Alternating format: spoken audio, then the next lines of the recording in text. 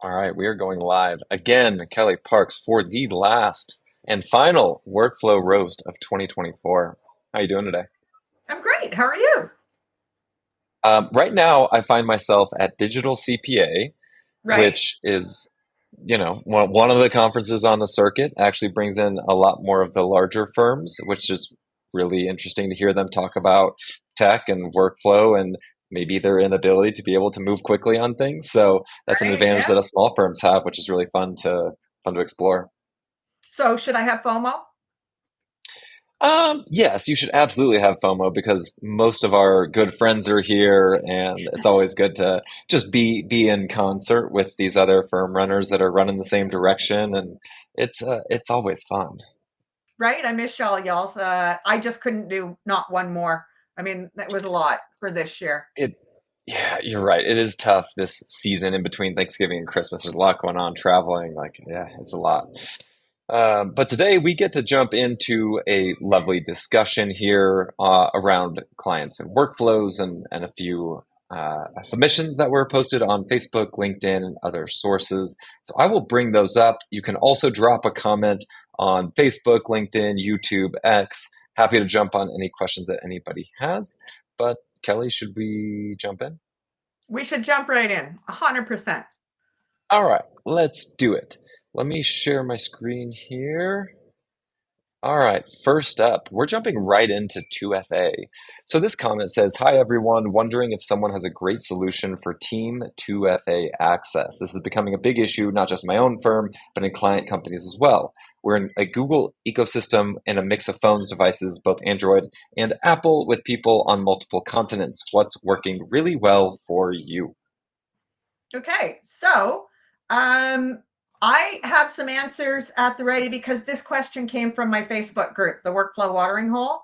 And so this was in there, and people chimed in mightily. There's a lot going on here. Do you want to start? And then I can give some of the answers that were on the Facebook group. Sure. I'm happy to share the solution that I built for our Mhm. company here at Full Send. So we, like you, are primarily Apple, Google Shop. We use Spotify. We use Slack for communication, Spotify for listening to music, um, and we were getting 2FA codes from all over the place, and it was really difficult because at first they were all coming to me, and I was the one slacking numbers to everybody, and it was a big problem. And so went to look for a solution, did not find, VoIP solutions to necessarily be the right path to go down because not all 2FA providers would actually send a code to a voice over IP phone line. And so I actually have a Google number set up today. That Google number is effectively like our business line.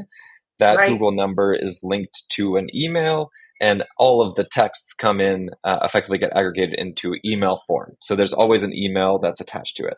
Now, that email is not accessible by everybody. And so what I did was actually use ChatGPT and or Claude to help me come up with a script to say, hey, every single time I get a text or an email from this number, that has says text message received with some qualifiers around it, like, hey, if there's a 6-digit code or 8-digit code, extract that and send that information to a private Slack channel that we permission amongst our team.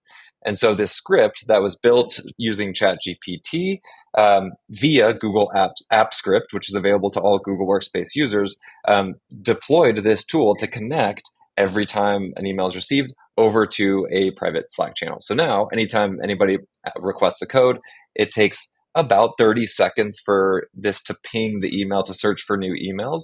But as soon as that happens, it'll pipe that number over to Slack and it's available for the team member to log on. Works across countries, works across devices. It's been one of the best tools that we've built utilizing ChatGPT. Okay. So that was the number one answer in the Facebook group as well. It's Nice. Yes.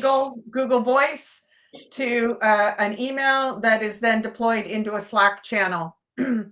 I'm going to throw one in for some of the smaller ones that have a limited Slack channel, a limited tech stack. That's even two things that are a little more simple.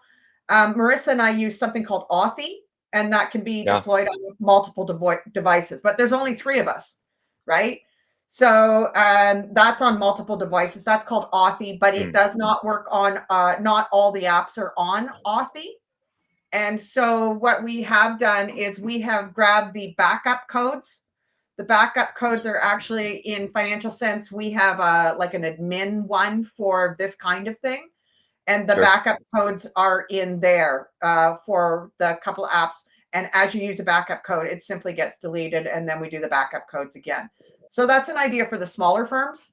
sure, But number one, what you said is what's happening is Google Voice into email into Slack, and then I do want to caution. I know some people get tempted to use, like if you're using one password, you can mm. have 2FA built within the one password app. It occurs to me, and maybe this is just a Kelly thing, that to have the 2FA in the same place that all the passwords are, I don't know. That seems dodgy. Am I just being paranoid, or is that dodgy? Yeah, it could be. It all depends on how you permission it to your team. I know generally I would expect it to be a pretty secure system that if something is hacked in your business, might be the last thing because hopefully security is high, but I would probably opt to keep that somewhere else. Yeah, I just the other thing I do in one password, so I have like ID in there and credit cards, and it's like one of my number one fun apps. If anybody can call a Yeah. password app fun, um, but I don't have. So, for example, my passport does not have where it was issued. Hmm, Like it doesn't have all like my credit cards don't have the expiry date. There's always a sure. piecing miss. If it's going to be PII and somebody can go get credit or impersonate me, if it's any of that kind of thing, I keep one critical piece of information Hmm, out of one password. that's smart. One question for you on Authy is does that double as an authenticator tool as well versus just the 2FA? Because sometimes I use like the Google Auth or Microsoft Auth for those 6-digit auth codes that are not coming in through text. Yeah, so Authy is like Google Authenticator. Okay. It's a different one that you can put across multiple devices.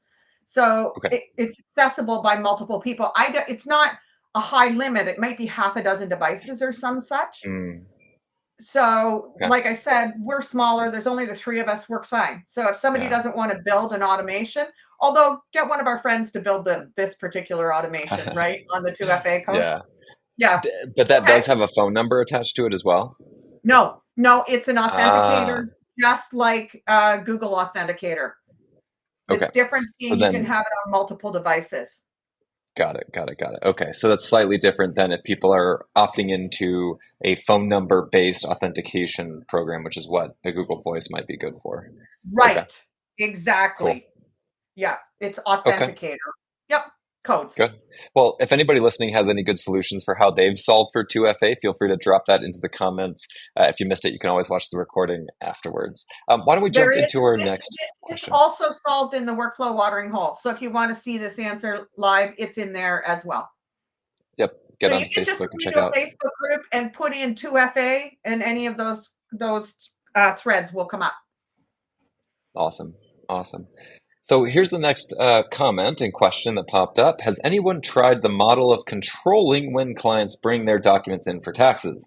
Almost assigning them a week for having them select a slot. We don't meet with every client to review documents, so I'm struggling to control the workflow. We can't seem to avoid everyone bringing them in at the same time. What solutions have you all found that works? So neither of us do taxes, but we certainly run with the crowd that does, right? Yeah, Also, yeah. we get our taxes done. What are your thoughts on this? You know, it's interesting. I'm gonna talk about dog boarding for a second, and then I'm going to bring it back to this. Oh, We bring our two dogs to a dog boarding facility, and they have recognized that there can be problems when there are two families that bring their dogs at the same time for check-in.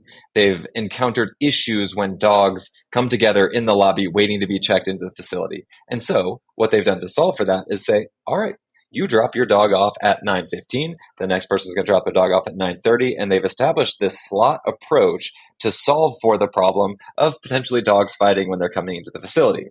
right. Similarly, It's interesting to have a concept around like slotting times to gather information from your clients.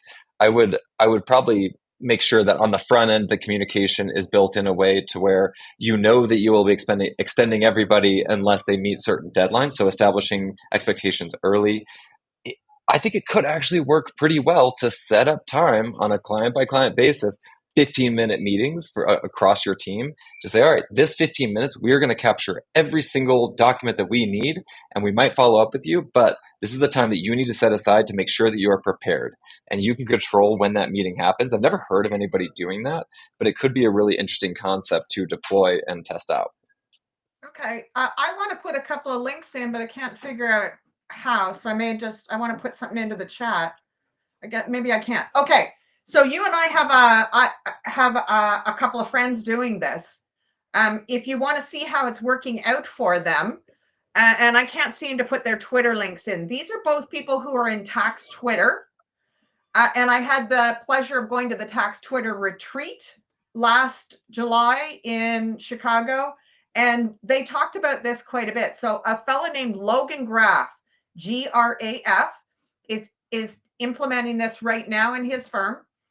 So if you go to tax Twitter and follow Logan Graff, and then there is a woman named Brenda Cannon. And so what's interesting is Brenda's been doing it for a little while now. So she's not new to the game. So if you follow her on tax Twitter, she talks about how this is working out. I really see the benefit in this. Um, Yeah. I think I can see how you can control when you're going to get those taxes done because we spend way too, or not me, but I know my tax fellow friends do, spend way too much time scrambling trying to get the stuff. The only place that I can see it falling apart is some of those more complicated tax returns, which is maybe where you need the most. My investment statements come out at the 11th hour. And so the only thing I am ever waiting for to get stuff to my tax pro are my investment statements. And there's nothing, not anything I can do about that. But I think if you had this scheduling system, because that's when they do the tax return as well. It's almost like, remember the old days of H&R Block? Mm. You literally brought your stuff to H&R Block and you waited in a line to get your taxes done, and you couldn't get them done unless you brought everything with you. So I think this may be kicking it old school, and it makes a lot of sense, right? I am so in favor of moving to more analog, like heavier client touch type approaches. And the simple reason for that is everybody's trying to automate and increase efficiency, but it's often to the detriment of high quality client service. And so if you Right. introduce this rhythm where you're slotting your clients, you're saying, here's your meeting time, here's the three things we're going to do on this call, you're creating an opportunity for you to have dialogue with the client that you might not have had otherwise through an automated system. So not only does that help you get to know them better, it probably bubbles up things that they wouldn't have told you if it was just an automated request. And you could potentially upsell them or cross sell them on something else that you're doing at your company. So I like that analog approach a lot. Yep, me too. I really see the possibilities in this. And again, it is kind of going back. So picture it if you're having a trouble, what it looks like. If you're old like me, picture the days where you could either make an appointment or do a walk in and wait your turn to get your taxes done with all of your stuff together. Yep, it was Yeah. pretty good. It was So pretty easy. Yeah, so what I would do tactically on this in order to set up slots is if you're a Google user, I would go into the Google Appointments on Google Calendar. You can set up appointment slots just like Calendly or any other Yep, calendar tool. I yep, would set up 15 or 30-minute slots for the days in which you want to have these meetings and just back to back to back to back to back. I mean, it might be a couple heavy days. Make sure that it's not too close to the deadline so you give yourself room to be able to ask follow-up questions, but you just you blast that email out to your clients or that note to your clients and say, hey, in order to get your taxes done, you must do this. And then those meetings will start popping up. and like they don't have to be in person. They can still be virtual and have Totally. literally a folder link open that you've probably given them ahead of time, but have it open and assist them in getting the documents into it. Love it. Brilliant. Even better. So in the email correspondence through any calendar link before the meeting happens, make sure that that system sends out an email 5 minutes ahead of the meeting. Hey, here's the Dropbox link. Here's the secure document storage link that we'll be using for you to drop things in. Like, make it as easy as possible for them, and they will love you for it. Yeah, for sure. I don't do taxes though. Right. Why don't we jump to the next one? Ooh, all right, we got a long one here. I'm going to do my best to read this without stumbling.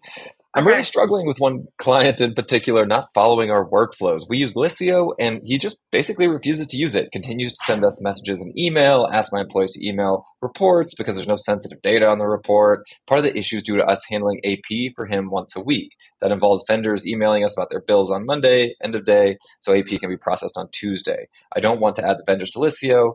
I've told my employees to only answer emails once a week as a deterrent, but sometimes the day that she's answering the email is the day he sent the email, so there's no repercussions for him. We're both at our wits' end with this dude. He's our largest client and actually a longtime quasi friend. I've talked to him Right. about this issue many times. He says that Liscio is too hard for him. It doesn't work right on his phone. It's too complicated to work with when he's out in the field. Mm, So this also came from the workflow watering hole. So I'm guessing she submitted it into us as well. I will say this had legs in the workflow watering hole. Again, if you go into the group and if you are not a member, please answer the questions and agree to the rules. Don't just say Kelly and Roman said to join because that doesn't help right, Maddie who admits you. So if you can go in, you can see the 44 replies on this one and then the sub replies.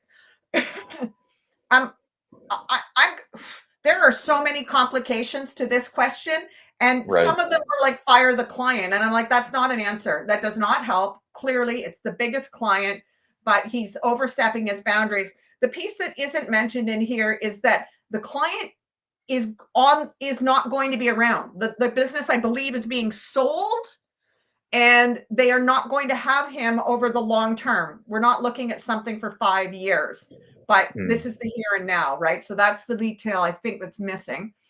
Um, mm, I have a solution on the AP side, but I'm going to say something. It depends. I have a client that I gave them a lot of grace because they were worth it.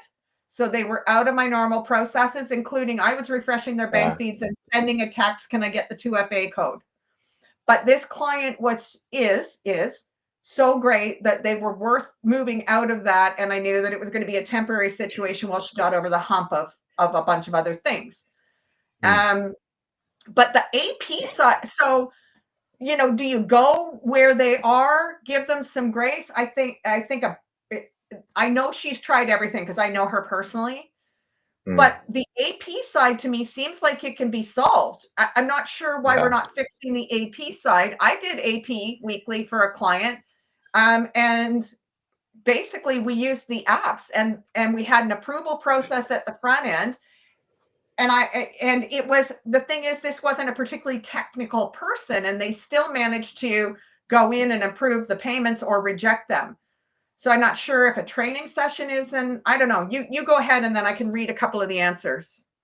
Yeah, it's a tough one, right? Like I'm not quite sure the size of this firm or how they typically work with their clients. As seeing as this is one of their largest clients, it is a sensitive relationship and quasi friends too. Like that's even more complicated. Right. Um, but I would try as much as feasibly possible to extract the like, hey, you're a friend of mine mentality out of an honest conversation. Just saying like, hey, in order for us to operate like, and this is like business owner to business owner, in order for us to operate really efficiently, we need to make sure that these three things happen. Maybe it's communication on a weekly basis. Maybe it's financial delivery through a system, what have you. Maybe it's a certain way AP gets done. It's like we have to do these things. And so Mhm. if it is a client that's maybe going to be churning out at some point in the near term anyway, maybe don't even bother with it and just deal with it for a little bit. Like it sounds bad, but that's you mentioned that, Kelly. Well, I so would just have a hard conversation. here's one of the thoughts I had because the issue seems to be around the AP and getting this process. So I don't think they're swimming far enough upstream on this. Mm, Solve the vendor issue. So what we do for accounts payable is we get the vendors engaged in the apps. If you send your bills by X date, They will be processed within 2 weeks and you will get your payment within the 30-day, 45. Here's the apps we use. We use Dext. Here's the email in address. All bills must go here. I think you can swim a little upstream here and solve a lot of this by fixing the vendor part. And that's going to come Hmm. from crafting a process and then crafting a communication around it. It One of our other ones, we had a big manufacturing company with a ton of accounts payable, and it was messy at best. And when we started to implement this process, it was an absolute game changer for us, but also for the vendors. And what my client decided to do, we had a couple of them, and you can't fix things like this. The one of them, of course, didn't want direct deposit, wanted to wait for the checks. I don't know what's wrong with them. And my client had made a decision. No, we're not going to do that. We're not writing checks.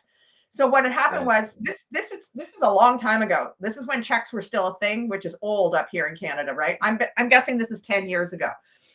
When we decided to make the change, the notification went in as a paper thing with the checks, and then the final check said, "This is your final check." We staged it so they knew what was coming. And then the ones that weren't going to participate, we had one who said, "Okay, you can direct deposit, but I'm not going to give you my bank information." Well, it's not magic, right? And he wouldn't receive an email and put in his own code. And it's like, well, you can't fix that. And that's when my client said, "Okay, Yeah. this isn't even a vendor that's worth it." So we swam upstream to solve the problem.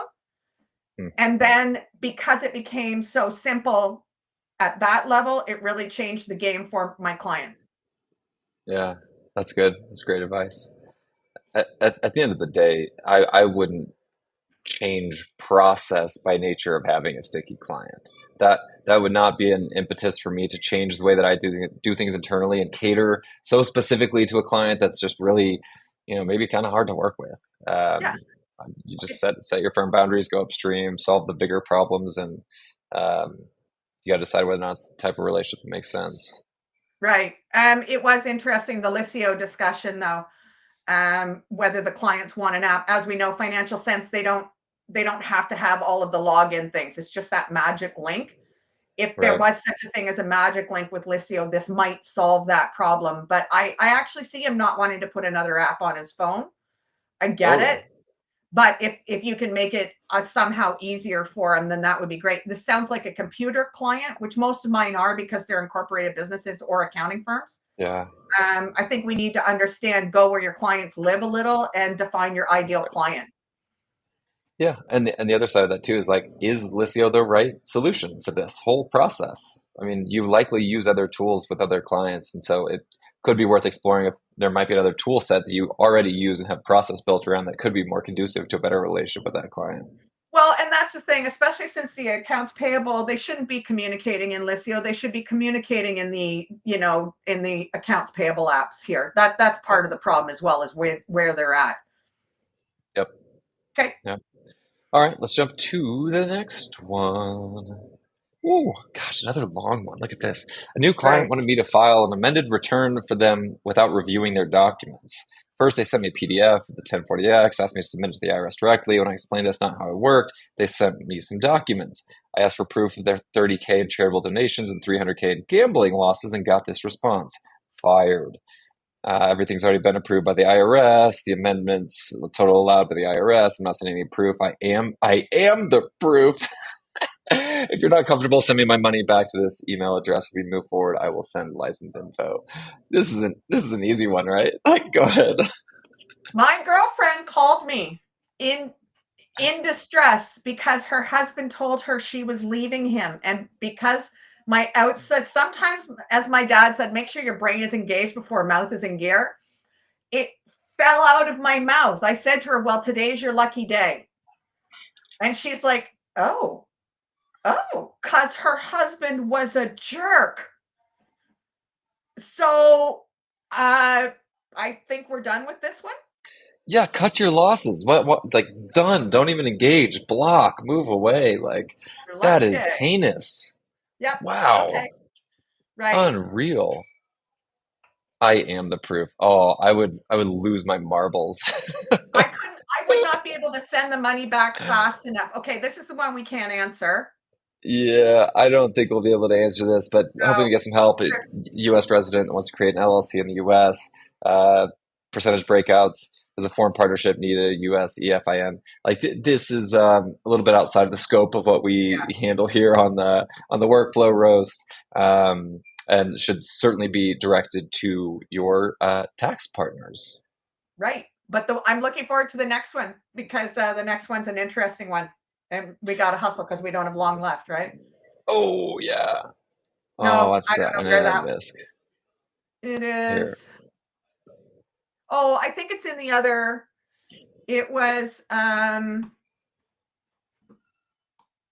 what was it? I was looking Let's forward to. see. Oh, it's speed training. Speed Um, training right. on team So management. Yeah, here we go. management. They feel that they have team members that aren't working as fast as they want them to. There we Ah ha go. ha. Yeah. Yep, here we go. So, can you train speed? I have team members over the years that we've had to fire because they could not operate at the pace of a public accounting firm. Often refer to that as NFL speed. They can't move up to NFL speed. I've watched quite a bit of Alex Hermosi's content. Probably got that from Stats, and he has a great video entitled "How to Win at Anything." And I have a team member currently who's a senior accountant, is very slow compared to what I need. My options will be to train or replace him. Alex Hermosi's video made me wonder: is there a way to train people to be faster? Hmm. I have one thought on this. Um, okay, so I'm going to try and solve the problem rather than come over to what I some of my internal thoughts.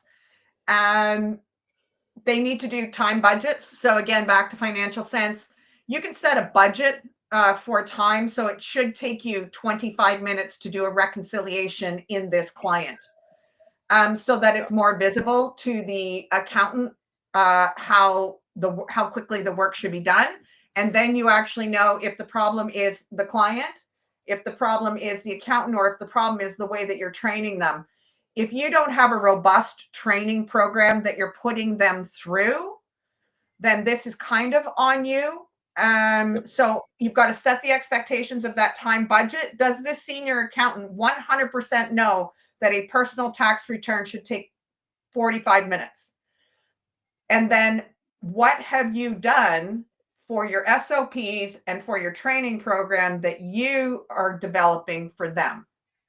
Hmm. Great.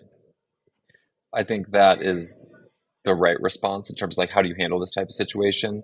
Here's the here's my perspective on that.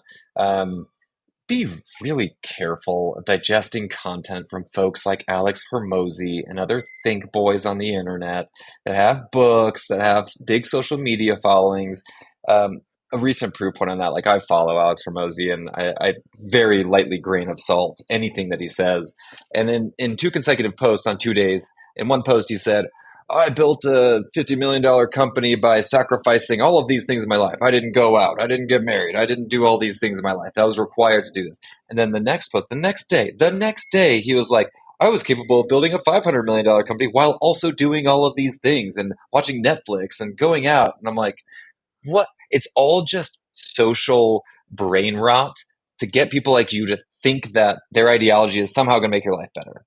It won't. There are nuggets at times of things that are worth pulling out.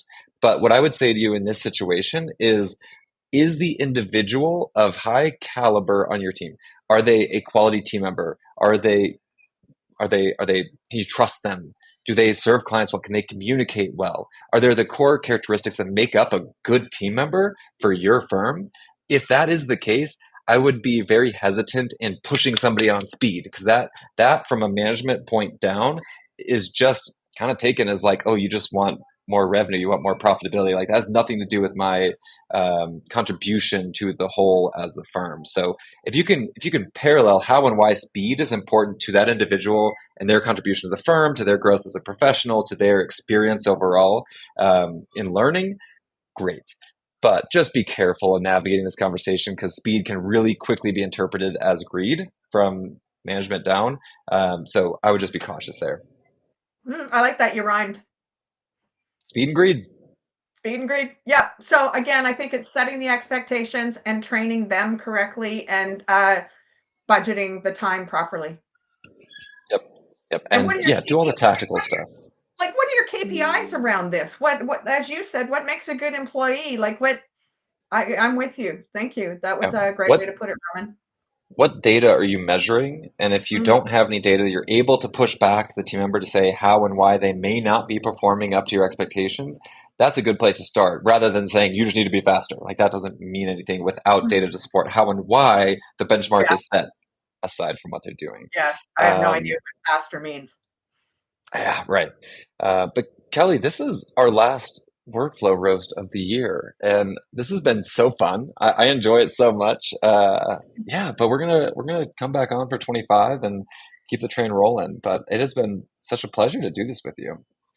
Roman, it's always a pleasure to do things with you. You know how much I admire your brain and your calm demeanor. So it's been the pleasure has been all mine. And I'm hoping you make some good life choices over the next couple of days at the conference. Because as you know, we have a few friends that you should not be making eye contact with after about 9 o'clock at night, right? So don't make Here's eye the contact with them. here's the good part. I will not be out at 9 o'clock at night. I will be at home.